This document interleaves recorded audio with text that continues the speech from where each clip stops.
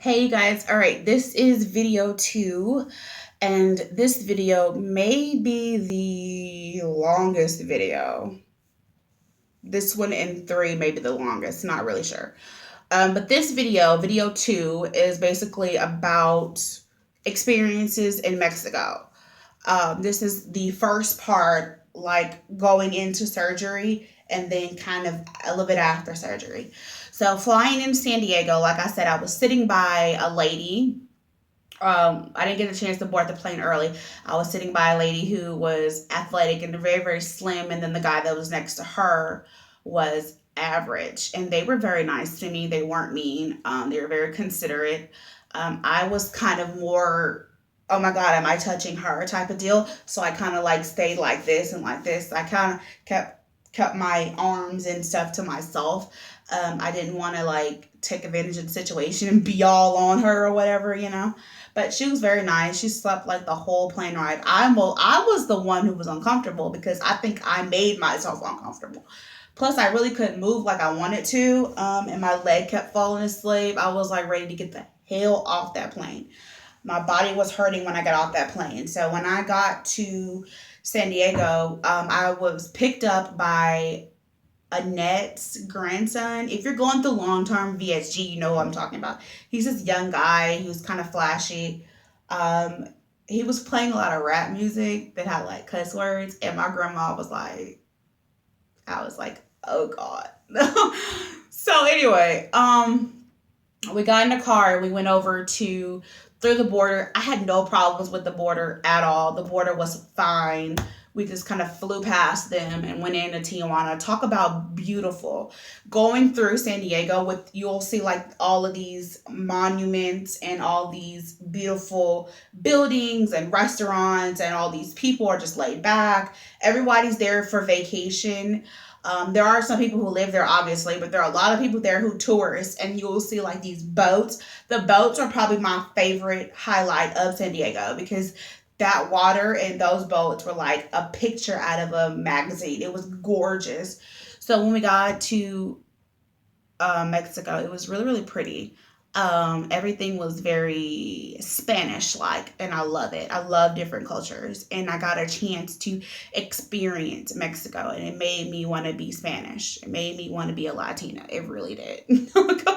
They're so nice. Their culture is so loving and caring, and they care about each other and they look out for each other. And when there was one person who didn't understand another person, they always came and helped them out as best as they could. And even if they didn't speak English, they would try to understand you the best way they could. So they were very, very nice and open. The only problem I had with the people I went through, my doctors were amazing. It just was the people that some of the staff members weren't as organized as I would like them to be. And they weren't, I wouldn't say considerate. Some they weren't acting considerate to me. Annette and Ruben, to me, did not do what I wanted them to do. Like if you're going to tell someone, hey, you need to go to this hotel or you need to go to that hotel. You need to be able to experience this. You need to know what you're advertising. I'm not going to tell you to go to Mexico if I've never been there. Okay, period. I have experienced Mexico. I've experienced my clinic that I went through. Therefore, I will refer you to them, but I'm going to let you know some things that you should be aware of. Ruben loses a lot of information because he's not as organized. He needs to write things down and take things a little bit more seriously, in my opinion. So I would just make sure that you write everything down, document everything, go through text, print things, go through emails so you can save things, because everything is not set in stone with him, because he forgets and then he contradicts himself, and it's just no one has time for that. So please make sure you keep up with your documents, just like you would here in the US. Annette, she dropped us off at a hotel that was not our style. We don't get down that way. We're a little bougie. So, and then she drove off, so we didn't get a chance to tell her, hey, we don't want to be here. And then the person that was at the front desk could barely speak English. And then it was a motel. And for safety, as an American, I'm not from that country. I don't need to be all out there like that, you know? I need to stay where I can get back home in one piece. Not saying that they weren't safe. I'm just saying that I take double security when I'm out of the country. You're everyone's supposed to. I don't care if you're going to US and you're not from there. You need to be somewhere where people understand you and where you understand and where you're safe. So the Marriott was the best place for me. So I suggest you go to the Marriott. It's very Americanized. They're very nice. They're very sweet. The food's awesome. If you stay on the 8th, ninth, and 10th floor, your companion food is free, or whoever your family member is with you free, because you can't eat that stuff, but it's free for them. And then as far as your meals, they're free. I had broth, jello, and water with real lemons in them, and it tastes awesome. Y'all, talk about free. My food was free as a bariatric patient. All you have to do is tell them what clinic you're from, and they'll bring it right up to you 24 hours. It's available, or you can go downstairs and eat it, or you can go upstairs and eat it. I mean, wherever you want to go to eat, they'll bring it to you. They'll probably even bring it out to the pool. So I felt like a princess. I never picked up anything, even though I wanted to. They never, ever, ever wanted me to lift the finger. They always grabbed my bags as soon as they saw my car pull up, or any car pull up. They run out to the car, open the door for you. They help you out of the car. They hold your bags. They're very, very nice. So I always made sure I tip everybody because everybody was very nice to me. Uh, so fears of dying. I had a lot of fears of dying because I'm like, oh my God, I'm going to die on this table. My heart's going to give out. And the cardiologist, checked me before, because we went over to the clinic a day early and he checked my heart before. And my heart was fine. I had a great, I think it's called EKG test, and it was wonderful. So I also told him I had sleep apnea. Please be honest with your doctors. Don't lie on your little test, because it's only going to help harm you if you do so. They're not going to turn you around. They're going to do whatever they can to make sure that your surgery goes smoothly. So just take advantage of that. Um, Staff and medicine. The staff was very sweet. Going back to the clinic, the staff was very sweet. Now, when you first walk up to the clinic, you're going to be like, "What the hell?" Because if you are thinking about where you're from, it looks like a shopping mall, kind of like it looks like a medical shopping mall, like a medical strip mall, and then downstairs is like some type of coffee shop, and then you walk into this building and there's all these little clinics or whatever, and then you go up these stairs, which is like only little two flights, and there's not that many. It's probably like, I don't know, 18 stairs, and then right in front of, like, over here is the plastic surgeon. Right here in front of your face is going to be the clinic. Right here, I believe that's my right. So yeah, on your right side, it's gonna be yeah, it's gonna be your right. On your left side, it's gonna be plastic surgeon. In front of you, it's gonna be the clinic, and then on your right side, it's gonna be the office where they hold all the documents and the blah blah blah. So you're gonna go in there and you're gonna sit down. It's gonna be like this little couch area. Then Lucy's station where she stands and sits. Everything's really small, but they're very nice and everything's very clean. You could hear the scrubbing from the other side in the other room. So outside, you can hear them cleaning up and scrubbing. And I popped up on them. They didn't know I was coming. So they were already cleaning and everything. He had no chance to call them and say they're coming over or whatever, because he thought he was taking us to the hotel. No, I wanted to go ahead and get all of my labs and things done. So I got all my labs done. They were very patient with my running veins, and they ended up putting a port in my arm, which was right here. It's a bruise there. It ended up coming out. I didn't understand that you're supposed to be kind of move slow and barely move your arm, and my port slipped out. for the IV, but that's fine. They ended up putting another one in, and it was like right here, and that one ended up slipping out. But we took care of it. I got a couple of bruises from being out there, but that's okay. It happens. I bruise easily. Um, yeah, so they took very good care of me. They are very clean. They're actually cleaner than the hospitals here. It smelled wonderful in there. I kept the air on, and if you were cold, they'll turn it off. While I was waiting to be operated on, I was watching the Kardashians. I was watching Wags. I was watching uh, Caitlyn Jenner's show. I, I was watching my favorite shows while I was waiting to be operated on. Because it took like an hour or two for the doctor to get there. They wanted to make sure we got our IV fluids in, and everyone got their labs done, and all those were tested. Because like I said, I came early. So everybody was getting their labs tested and all that stuff. And whoever is the biggest, whoever weighs the most out of everybody goes back first. And I weighed the most. So I went back first. And I'm kind of glad I went back first because I didn't have to wait. And the last person that went, she had gastric bypass. That's why she went last, because she had gastric bypass. And that's more kind of complicated. So I wanted to take their time with her.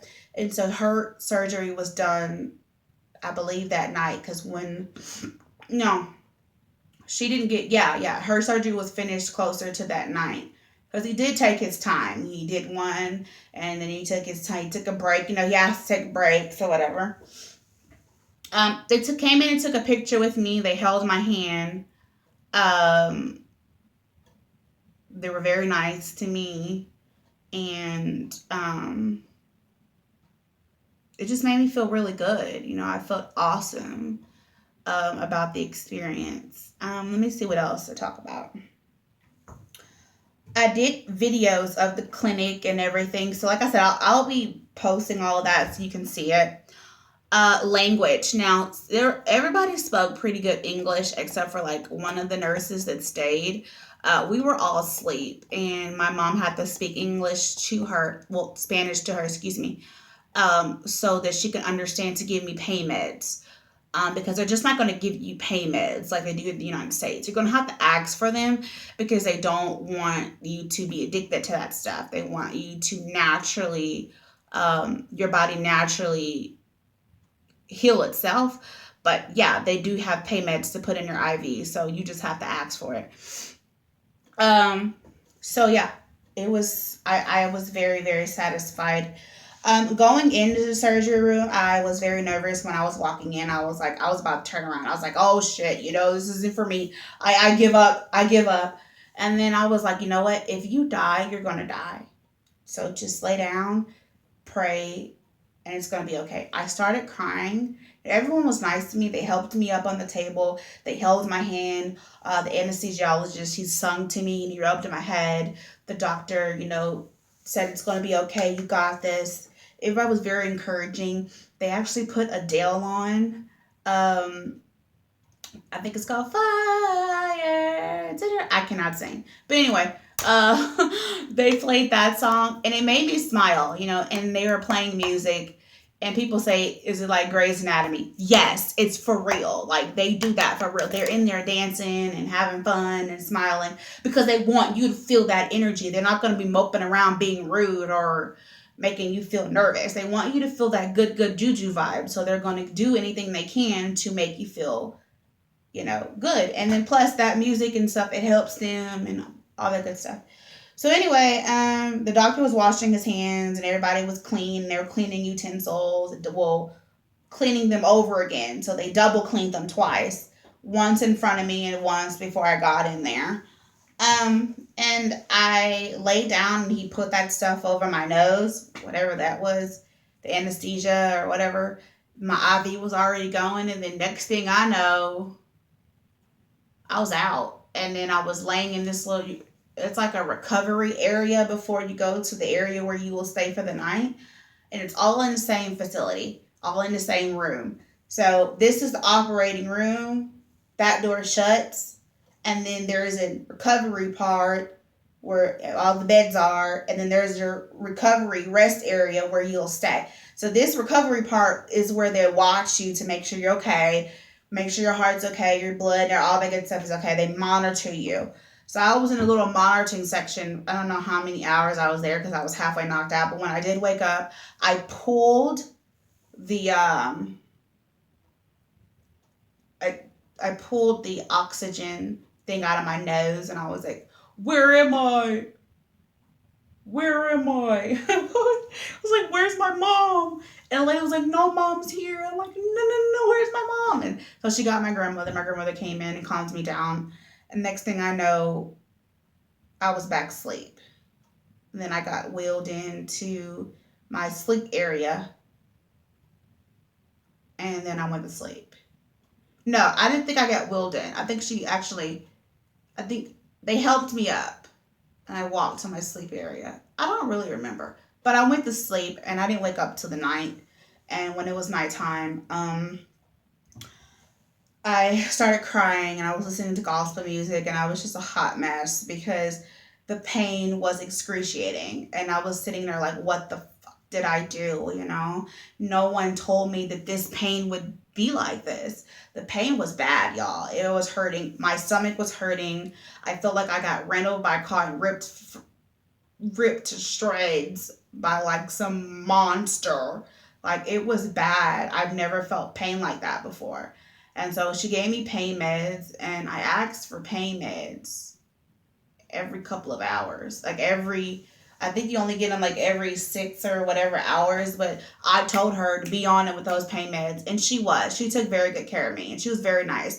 I was crying, and I was on the phone crying, and she was rubbing me and telling me it was going to be okay and holding my hand. And just thinking about it now, I'm just so grateful that somebody was there for me, because your companions can't be there. So it really makes a difference when your nurse is there for you. I'm trying not to tear up because it just brings back a lot of memories. It's just like really good that you have a good nurse that's there that loves you and cares for you, um, and make sure that you're okay, because your family's not there to hold your hand.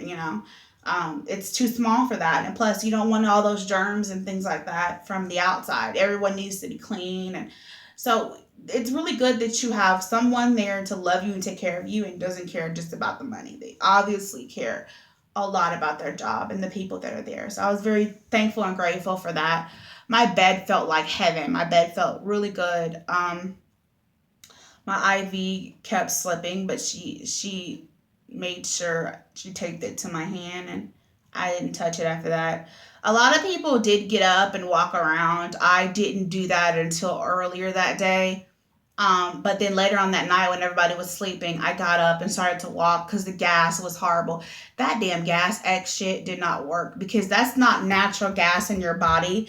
That's like that gas that they put in your stomach. It's not like your body type of gas. So that gas X can only take you so far. Remember that.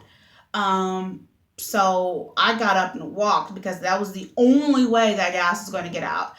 And I still have gas. I still feel a little bit like I've just now started to get over my gas, and I'm like a week out, almost 2 weeks out.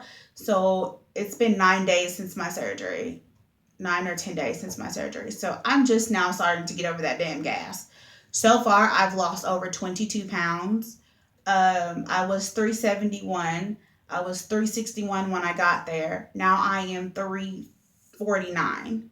So I've lost some good weight. I barely eat anything. Um, I think I'm going to go ahead and talk about. I'm going to talk about what I was going to talk about in video 3. No, I'm not. No, no. I'm going to do another video for video 3. And then I'm going to do one more video, and then I'm going to be done because we're basically about done with all this. All right, so that was it for my video 2 video about the experience of surgery. And my second video is going to be talking about going to the hotel versus going home. All right. Okay. Bye.